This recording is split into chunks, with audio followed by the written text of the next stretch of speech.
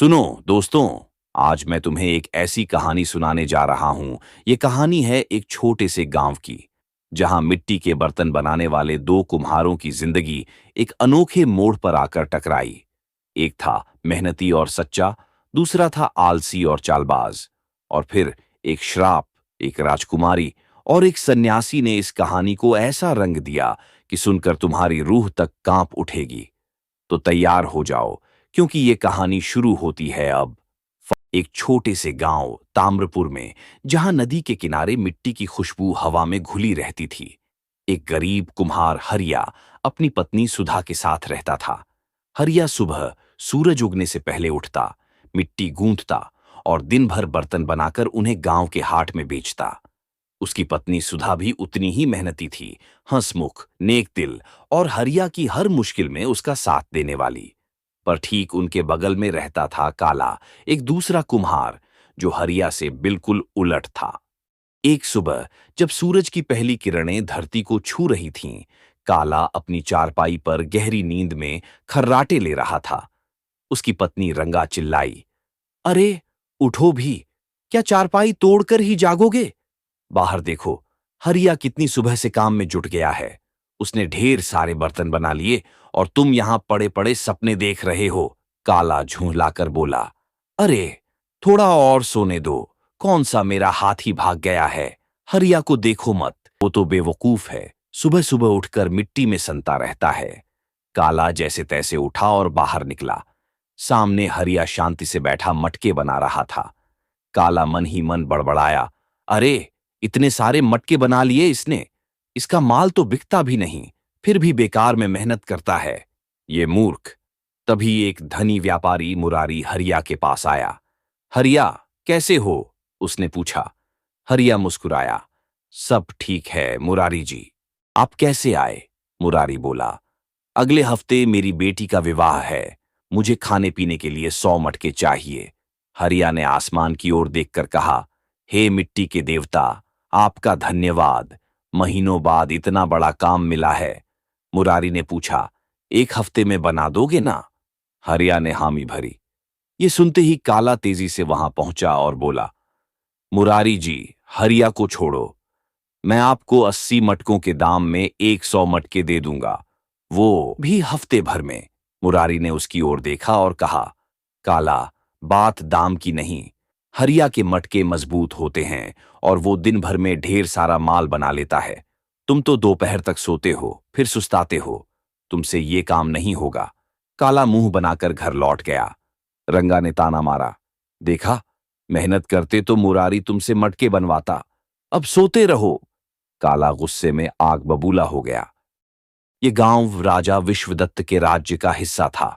उनकी बेटी राजकुमारी सुलेखा एक दिन अपनी 2 दासियों के साथ नदी किनारे स्नान करने गई। स्नान के बाद जब वो बाहर आई तो ठंड से कांपने लगी। बहुत ठंड लग रही है, जल्दी आग जलाओ, वरना मैं बीमार पड़ जाऊंगी। दासियां बोली, राजकुमारी, हम लकड़ियां लाकर आग जलाते हैं।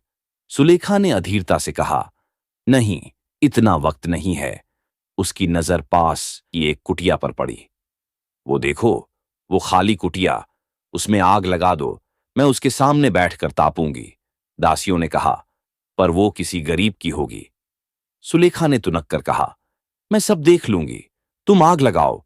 आज्ञा पाकर दासियों ने 2 पत्थरों से चिंगारी पैदा की और कुटिया में आग लगा दी। सुलेखा आग के सामने बैठकर तापने लगी।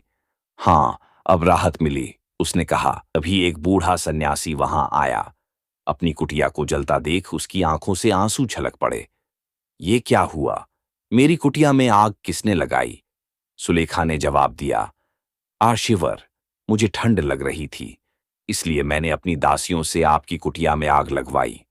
सन्यासी ने गंभीर स्वर में कहा, यह ठीक नहीं किया राजकुमारी, मैंने ये कुटिया अपनी मेहनत से बनाई थी। तुम्हें लगता है अपने धन के बल पर तुम सब ठीक कर दोगी। सुलेखा ने कहा, चिंता न करें, मैं आपको पक्की छत वाला घर बनवा दूंगी। सन्यासी ने दुखी होकर कहा, मेहनत की कुटिया भीख के घर से बड़ी होती है। मैं सन्यासी हूं, मुझे धन का लालच नहीं। तुमने जो पाप किया उसका फल भोगोगी। उसने श्राप दिया, तुम जल्द ही अपने पैरों से अपाहिज हो जाओगी।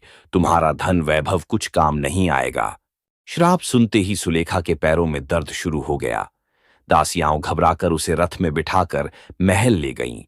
महल में राजा रानी और दरबारी उसे दर्द से कराहते देख परेशान हो उठे। एक दासी ने सारी घटना सुनाई।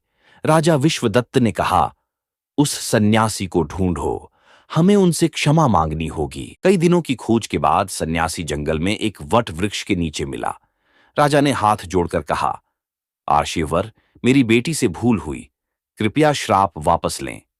सन्यासी बोला, श्राप वापस नहीं ले सकता, पर उसका तोड़ बता सकता हूं। तुम्हारे राज्य में एक मेहनती, ईमानदार कुम्हार है। अगर सुलेखा उसके मटके से पानी पी ले तो ठीक हो जाएगी, पर उसे पुरस्कार में बड़ा घर देना होगा, वरना श्राप फिर लौट आएगा। राजा ने तुरंत घोषणा करवाई, सुनो, राज्य के सारे कुम्हार अपने मटकों में पानी लेकर दरबार में आए। जिसके मटके से सुलेखा ठीक होगी उसे बड़ा घर मिलेगा। हरिया और काला भी ये सुनकर तैयार हुए। सुधा ने हरिया से कहा, तुम जरूर जाओ, शायद तुम्हारे मटके से राजकुमारी ठीक हो जाए। काला ने रंगा से कहा, देखना, घर और धन मुझे ही मिलेगा। रात को काला चुपके से हरिया के आंगन में गया। उसने हरिया के सारे मटके तोड़ दिए, एक मटका चुराया और उसकी जगह अपना मटका रख दिया। अब मुझे कोई नहीं रोक सकता, उसने खुशी से सोचा। अगले दिन दरबार में कुम्हारों की भीड़ लगी। एक एक कर मटकों का पानी सुलेखा को छकाया गया, पर वो ठीक न हुई। हरिया का मटका आया, पर वो काला का था। सुलेखा फिर भी न उठी। तभी काला बोला, मेरा मटका आजमाओ। उसका चुराया हुआ हरिया का मटका लाया गया। सुलेखा ने पानी पिया और तुरंत खड़ी हो गई। पिताजी, मैं ठीक हूं। दरबार में खुशी छा गई। राजा ने काला को घर और धन दिया। काला ने हरिया को देखकर शैतानी मुस्कान दी, पर हरिया उदास न हुआ। सुधा ने कहा, राजकुमारी ठीक हुई, यही काफी है। कुछ दिन बाद सुलेखा फिर गिर पड़ी। दर्द लौट आया। राजा ने काला को बुलाया।